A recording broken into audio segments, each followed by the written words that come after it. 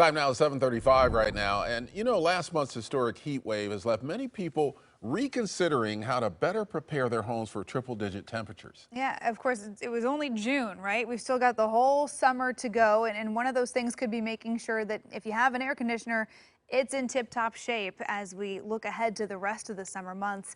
Joining us live with some home cooling tips and things you want to check on now is Dan Summers with Advantage Heating and Air Conditioning based out of Salem. Good morning. Thanks for joining us.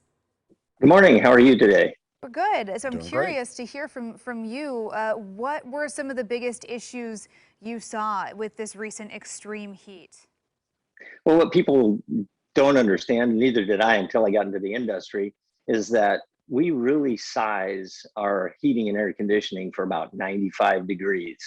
So anything over 95 degrees, we're going to have an issue with our air conditioner. So I've got some ideas and some tips for you if it gets that hot again. Hopefully it doesn't, but if it does, there's some things you can do. Number one, check your air filter. If that hasn't been done, make sure that your air filter is clean. And one thing that really helps that people don't understand is putting a sprinkler and setting it so that it actually hits your air conditioning outside air conditioning unit. Huh. Yeah. And how does that help? Why is that? Well, what it does, the temperature of the air is so hot and your water temperature is cool. So that helps cool down the outdoor coil. It's kind of an interesting thought process, but when it gets that hot, we just can't keep up. And the other thing to do is to make sure that you don't turn your air conditioner off. And we had a lot of phone calls with our customers saying, you know, my air conditioner just runs all the time. Well, at 117 degrees, that's what it's going to do. It will run constantly. Yeah, so you want to keep your air conditioner running so that it maintains that cool temperature and doesn't have to work so hard to get there, right? That is correct. And you know, I run mine at night. I actually turn mine down to 70 degrees so that I start my house at 70 degrees. Now, a lot of people say, well, isn't 65 degrees better? Shouldn't I put it at 65 and make it even cooler in my home?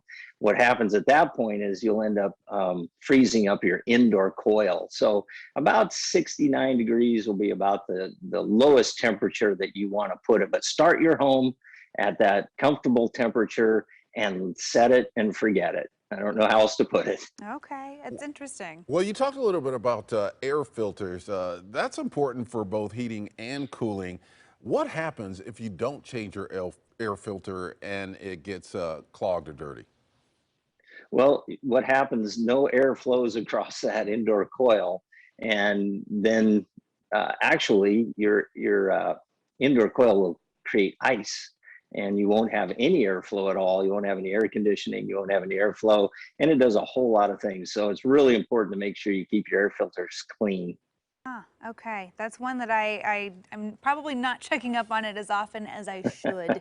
But so here's another question for you. Jenny mentioned to me, during this heat wave, she's got a newer model HVAC with a thermostat that actually said, hey, you can't touch this right now. It's one of those like smart thermostats that wasn't going to let them adjust it during some of these extreme heat peaks. Is that something that we're seeing now with newer models? Are there certain controls being put in place to try and help overloading the grid? You know, PGE has a great program where they are doing that exact thing, where they actually come into your thermostat and they'll take they only raise the temperature like 1 or 2 degrees to help the grid, and so they've really done a good job at doing that. But most of the time, you can override anything and you can put it on a permanent hold. Um, but in that situation, PGE does have the right to come in and kind of change your thermostat. Yeah, I've got a heat pump which acts as an air conditioner during the summer and the heater during the winter. Any differences between a heat pump's operation and an actual air conditioner?